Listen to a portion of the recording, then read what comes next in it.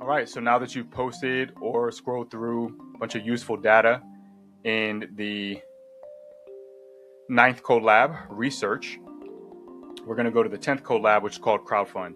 And collab number 9 corresponds to the Scientist Guild. So all of the scientists, formal science, life sciences, zoology, architecture as well, game design, coding and computer science, as well as social sciences.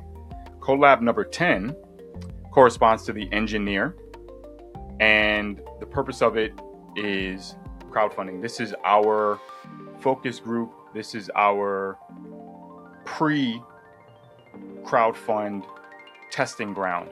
So this is where you can test product ideas, get feedback, find backers to fund your launch.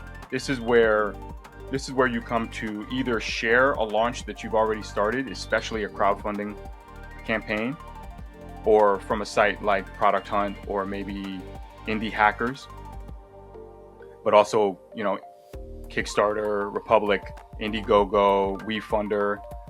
This is our Shark Tank. So this is where you are going to share ideas and get lots of feedback so that you can validate ideas before you start putting money into it. And you can also find backers who can actually fund the development of the product as well. So here in the tab, it says ideas.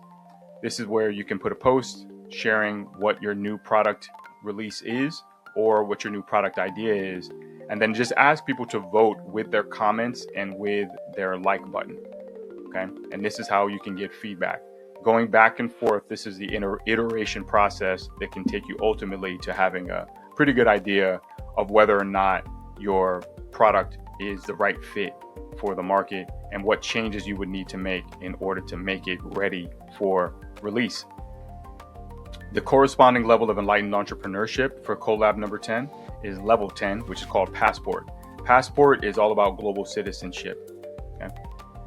So as with everything in Nukanga, the means of organizing is using frameworks, especially archetypal frameworks, personality frameworks.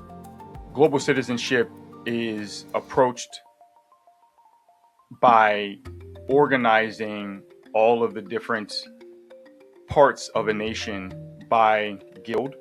So the idea here is that you can make a decision on where you're going to travel or do business or move to based upon what that particular country is good at. That is, which category are they good at? Which category are they not so good at? Which industry are they known for? Which industries are they lacking in? And then based upon which categories are most relevant for your goals, which guilds are the most important to you, you can use that data to decide where you're going to do business or move.